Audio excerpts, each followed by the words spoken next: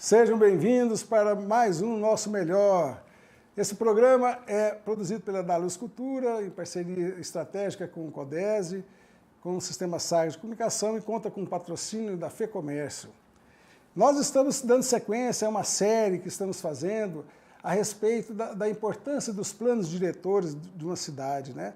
De como as pessoas podem se envolver, se interessar para conhecer como funciona a regra do jogo, desse planejamento estratégico que vai trazer um norte para a cidade para os próximos 10 anos. Vivemos isso aqui em Goiânia e hoje estamos vivendo a experiência da revisão do plano diretor em Pirenópolis. E para falar sobre esse desafio de como conciliar o meio ambiente com o crescimento populacional, a expansão urbana, eu estou honrado de receber aqui o meu maestro, que é o senhor Silvio Matos, geólogo, especialista nessa área de meio ambiente há mais de 48 anos de bagagem, e ele está aqui hoje com a gente no Nosso Melhor. Seja bem-vindo, Silvio. Olá, Estevam. O meu cumprimento aos seus ouvintes aqui. É um prazer estar aqui com você e um prazer falar, né, dessa experiência que a gente tem tido aí nos últimos anos com feituras de plano diretores. Mas antes de falar do que você faz, eu quero saber um pouco mais quem é Silvio Matos. Como que Silvio Matos descreve Silvio Matos? Olha, eu sou uma pessoa que, acima de tudo, gosto muito do que eu faço. Gosto muito do que eu faço com prazer, tá? E sou assim, falava um pouco para você, eu sou lá da antiga Baliza, uma cidadezinha perto de Barra do Garças, né? Vim para Goiânia há 60 anos atrás, né? Depois fiz meu curso no UNB e enveredei aí pela experiência profissional. Trabalhei com mineração, trabalhei na antiga Metágua e depois voltei a minha experiência aí para trabalhar com meio ambiente e planejamento urbano. Casado, filhos? Sou casado, tenho 3 filhos, sou casado há 45 anos, né? Gosto muito da minha esposa, eu acho que ela gosta muito de mim também. Qual é o nome dela? Regina Regina, Celi. um abraço para Regina. Celi e Clímaco Matos. Foi ex-professora da Universidade Católica. Vai ser um dos pioneiros também lá com o Jeremias, lá na Agrovila, né? Na Santa Branca. Sim, na Ecovila. Nós fomos para lá há 20 anos atrás, né? E hoje me orgulho muito de ter participado dessa experiência da Ecovila e sempre que posso divulgo a experiência da Ecovila, que é uma experiência muito exitosa, né? Na ocupação da APA do João Leite. Legal, legal. Mas, Silvio, vamos lá. Você já participou de equipes, né, de estudo, equipe técnica de vários planos diretores, aqui de Goiânia mesmo, né? Sim. Teresópolis, tantos outros. E agora nós estamos lá, você está vivendo essa experiência do plano diretor de Pirenópolis, né? Isso, de Pirenópolis. Me fala assim, de forma geral, primeiro, quais são assim, os maiores desafios? Eu já vi um artigo seu dos 7 desafios, né, na elaboração, implementação de um plano diretor. Fala um pouquinho. Eu diria, Dalto, que o primeiro grande desafio ao se fazer um plano diretor é encarar que o plano diretor não é só um instrumento de regulação, né, e de disciplinamento do uso do solo. O plano diretor tem que ser, acima de tudo, um instrumento de desenvolvimento sustentável do município, sabe? E eu acho que a gente tem tentado dar uma conotação para esse lado, do plano diretor ser, acima de tudo, um plano que propicie o desenvolvimento sustentável do município. Nós temos outros desafios, mas no decorrer da nossa fala nós vamos talvez abordando esses outros desafios aí. Porque em Pirenópolis tem uma característica interessante, né? Porque é uma cidade que primeiro, é histórica, é uma cidade então, que vai estar quase completando 300 anos, né? Então tem todo um patrimônio histórico, cultural, material e imaterial, e também é cercada de muita natureza, né? Um ambiente que está muito bem preservado, apesar que tem gente que fala que não, realmente pode melhorar, mas olhando para outra cidade já tem uma preservação interessante da natureza, daquele patrimônio natural da cidade, né? Como você vê a possibilidade de administrar esse crescimento de Pirenópolis populacional e preservar o meio ambiente? É possível? Eu acho que é perfeitamente possível. Eu acho que hoje, se você analisa o patrimônio ambiental de Pirenópolis e compara com outros municípios, eu acho que Pirenópolis tem um patrimônio ambiental relativamente conservado, até por causa da sua topografia. Nós temos uma topografia extremamente movimentada, extremamente elevada e tal, que propiciou que essas faixas de vegetação em cima da topografia fossem, digamos, preservadas. Agora, você é perfeitamente com o planejamento e, acima de tudo, com a gestão do município, você propiciar um desenvolvimento sustentável para o município e aproveitando de forma inteligente as próprias potencialidades que o município tem. Quer dizer, o potencial imenso do ponto de vista ambiental, né, do ecoturismo, do turismo ambiental, o seu patrimônio histórico, né, que também é um grande atrativo do ponto de vista do turismo. Então, acho que isso pode ser perfeitamente administrável, perfeitamente compatibilizado com o desenvolvimento e com o crescimento do município. Eu acho que tem plenas condições para isso.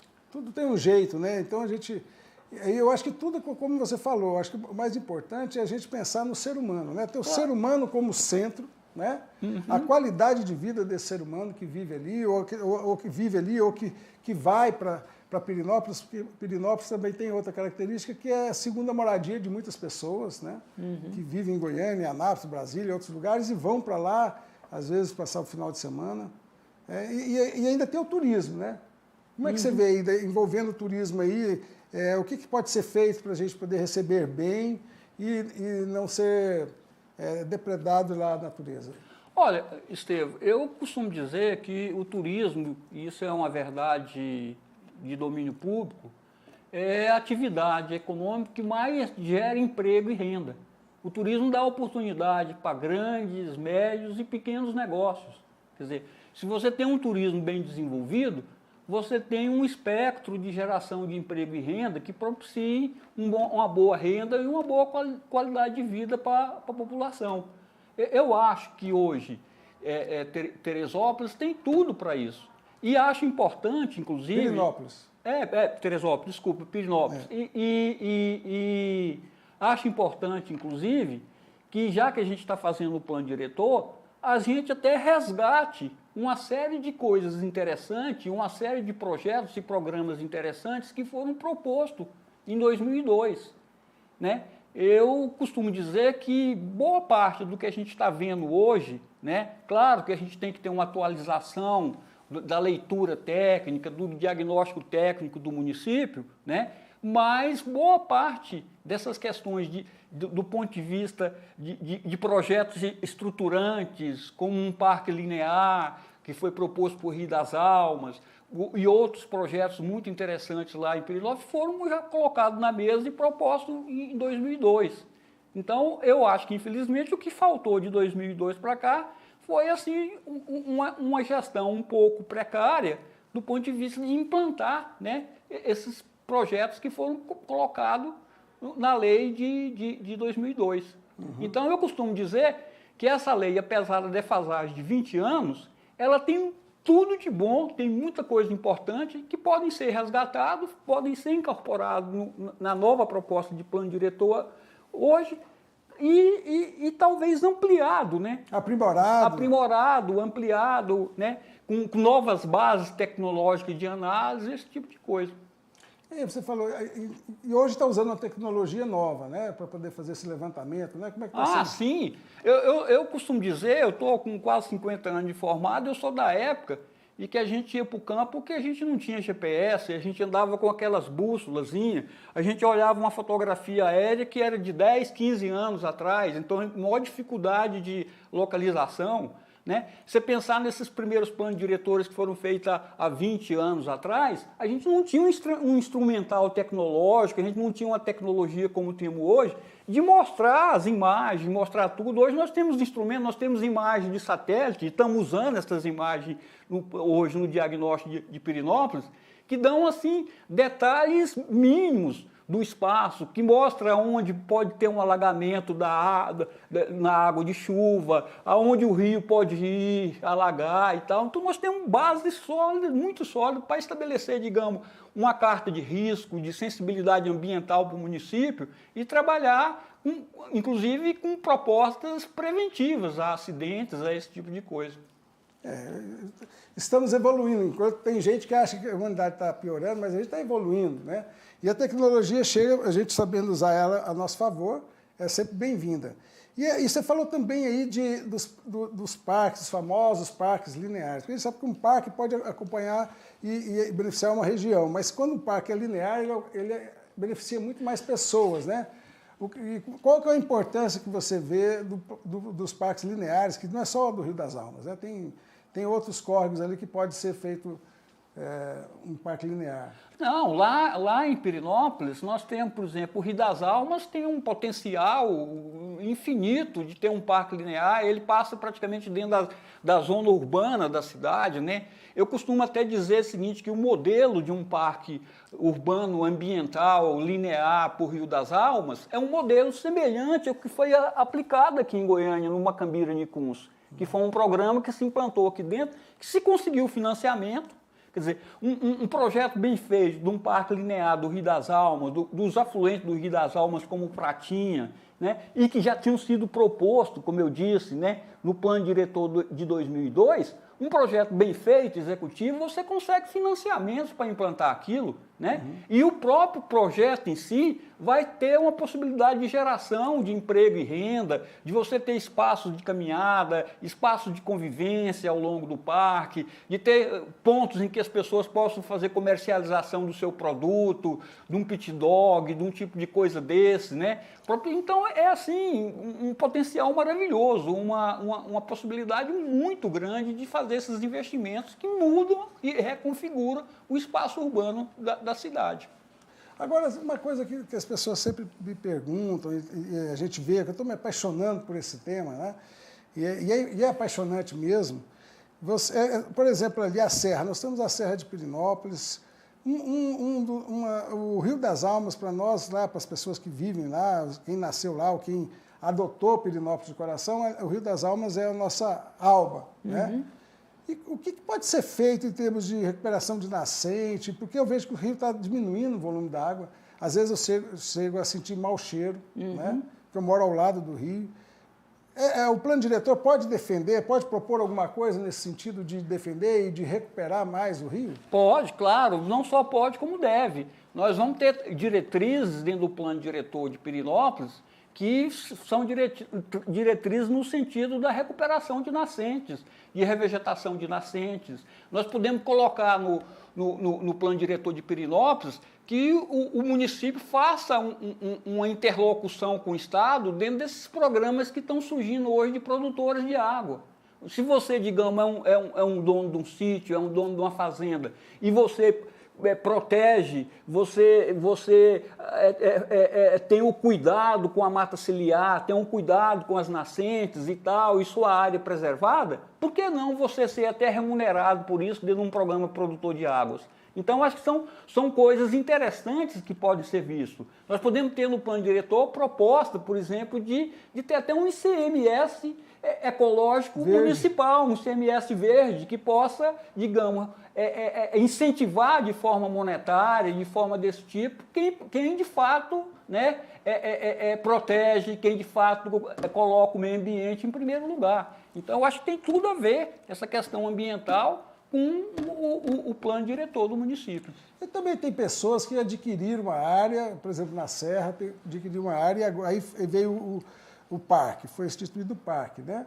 E aí não pode fazer nada, pode, não pode, parece que está sendo discutido como é que é a regra do jogo, como é que está essa situação de quem comprou uma terra e não está proibido de fazer qualquer coisa? Lá nós temos uma discussão, e essa discussão aparece em outros municípios, nós estamos fazendo o plano diretor de Jaraguá, aparece também lá na área do parque lá.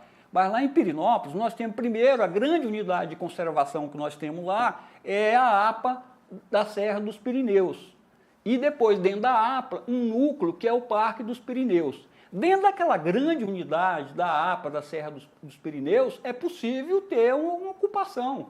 A APA, a Área de Proteção Ambiental, é uma unidade de proteção sustentável, não é uma unidade de proteção integral, é uma unidade de uso sustentável. Então, se você tiver um uso sustentável dentro da área da APA, você pode ocupar, você pode fazer um parcelamento com módulos maiores, com densidade menor, tanto que dentro de uma APA hoje nós temos até cidades. Quer dizer, Teresópolis, por exemplo, que foi um dos municípios que o ITCO fez o plano diretor e eu participei, Teresópolis está dentro da APA do Rio Leite, né? Então, assim, é possível. Agora, dentro da área do Parque dos Pirineus, aí sim o Estado já tem que comprar ou desapropriar a preço justo essas áreas que estão dentro do parque, porque lá vai ser uma unidade de proteção integral. Aí, como unidade de proteção integral, os usos são extremamente restritos, né? São extremamente restritos. Mas a própria APA em si não deixa de trazer um potencial de uso, de você ter projetos lá dentro mais qualificados e mais sustentáveis do ponto de vista ambiental. Eu acho que é perfeitamente possível. Então, chegou a pergunta aqui para você. Pode explicar didaticamente assim, como que o plano diretor contribui realmente para essa preservação? São regras, limitações, o que é que, na prática, o plano diretor pode contribuir para essa preservação do meio ambiente? Bom, em primeiro lugar, é o que eu disse... E também como a população pode participar. Ah, certo. Como o plano diretor pode contribuir? Eu falei que nós temos duas grandes vertentes, né? Que esse é um grande desafio dos planos diretores. Uma vertente é a vertente de regulamentação, é a vertente que coloca restrições, que coloca parâmetros, que coloca regras para o uso e ocupação do solo no município.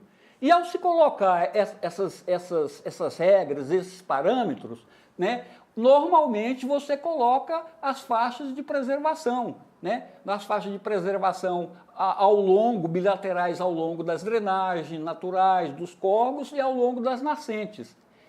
E a outra vertente, inegavelmente, também tem a sua contribuição, que é a vertente de trazer projetos sustentáveis. Quando você tem um bom projeto, um projeto sustentável, esse projeto exemplifica que outros projetos possam vir nessa linha. Então, o plano diretor tem muito a contribuir com isso. Quanto à participação, eu acho que é fundamental.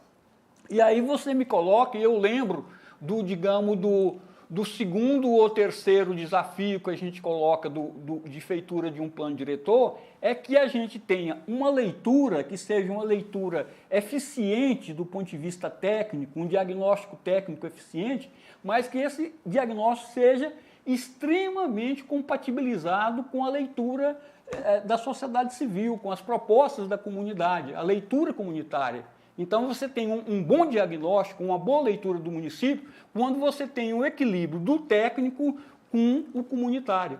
Então, você fazer reuniões, você trazer a sociedade civil organizada para discutir, para debater, para ver as ideias controversas, as mais que sejam possíveis, é extremamente positivo e extremamente saudável, porque o saldo final é um bom diagnóstico técnico e comunitário. E isso é fundamental para uma boa feitura de um plano diretor. E aí a execução, né? O que pode ser feito, o plano diretor pode trazer em termos de instrumentos para que ele não fique só no papel, né? Isso. Porque, pelo que você me diz, o plano diretor que está vigente, ele realmente, que eu ouço das pessoas, que ele é muito bom. Muito bom, excelente. E precisa ser aprimorado e implementado, né? Implementado. O que a gente pode fazer no plano diretor? Dalton, eu diria que também esse é um dos grandes desafios.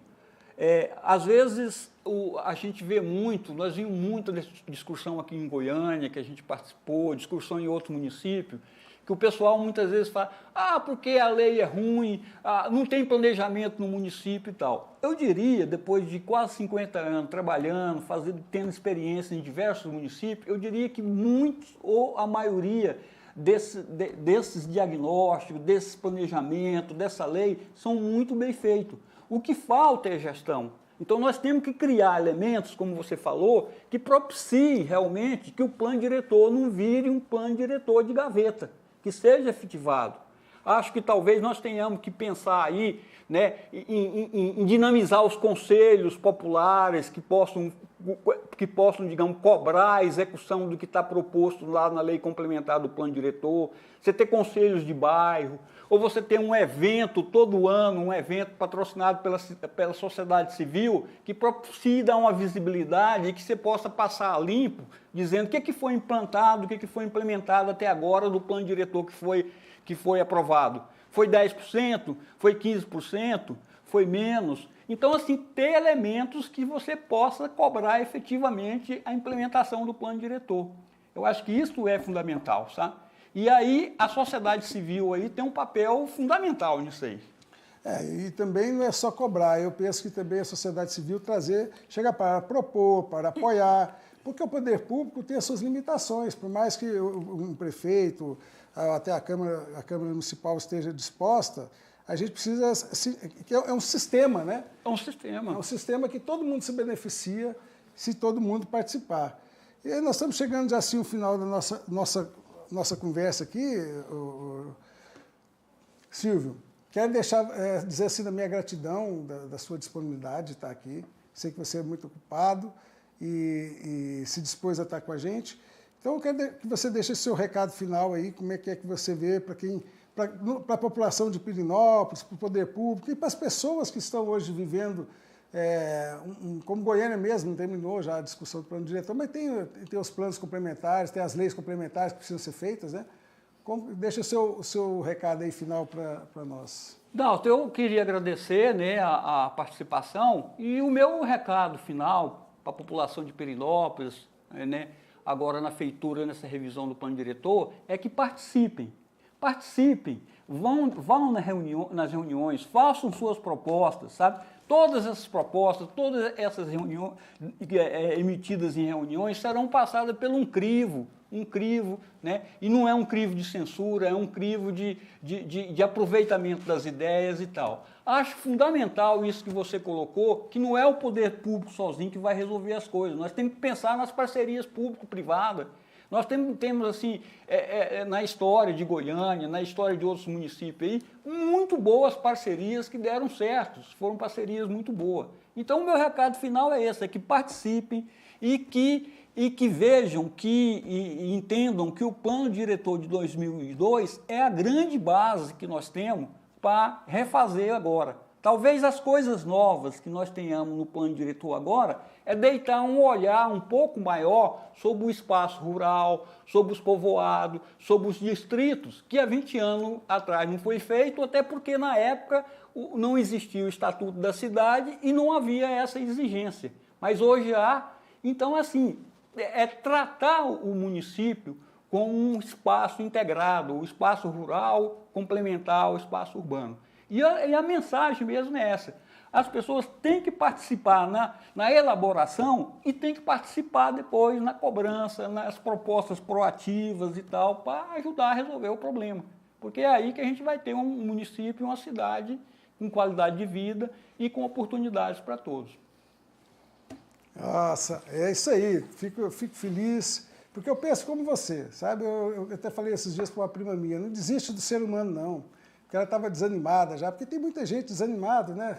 Com o poder público, desanimado, que as coisas não vão mudar. A gente tem que acreditar no ser humano, acreditar em nós mesmos, na nossa possibilidade de dar uma boa ideia, de trazer uma solução, de até fazer uma vaquinha, se precisar, botar dinheiro, para que a gente possa resolver as coisas. A gente resolve as coisas dentro de casa, que é o nosso núcleo, a nossa família, mas a gente pode arrumar um tempo para a gente se dedicar também para a nossa casa maior, que é a cidade, é o município que a gente vive, né?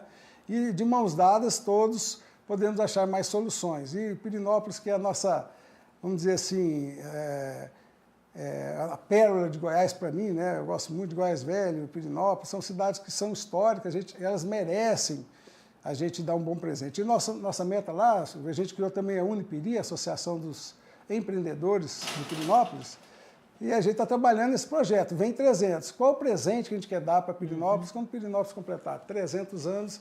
Ela tem um plano diretor bem estabelecido, tem as leis complementares, tem os nossos parques lineares, o nosso Rio das Almas, assim, vivo, né? E todos os afluentes, que a gente possa estar juntos nessa peleja. E esse é o nosso fazer o nosso melhor. Então, o nosso melhor se encerra aqui. Esse programa teve a participação aqui do Silvio Matos e de perguntas de vários colaboradores. O projeto está sendo feito em Pirenópolis, tem gente séria, acredite e participe mais que você vai entender, para a gente poder fazer dali um lugar que prospere, mas que preserve e que a gente se sinta bem ali. Quem gostou do programa, ajuda a divulgar. Estamos na rede social, no Instagram, Estevão Daltro, ou o programa Nosso Melhor, e Codese, também estamos por ali. E temos o podcast nas plataformas, no Spotify e outras. Então vamos compartilhar esse conteúdo e nos envolver. Quem mais se desenvolve é quem mais se envolve com as soluções. Fica com Deus, até a semana que vem. Você ouviu?